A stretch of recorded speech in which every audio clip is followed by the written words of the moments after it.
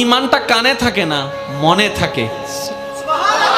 তাহলে সেই মনটাকে যদি আপনি পরিষ্কার করে ফেলতে পারেন, হ্যাঁ সত্য, এটা একদিনে হয় না, এটা এক সপ্তাহে হয় না, এটা এক মাসে হয় না, এটা এক বছরে হয় না, এটা হচ্ছে বান্দা চেষ্টা করতেই থাকবে হিংসা থেকে যেন সে নিজেকে বাঁচাই রাখতে পারে।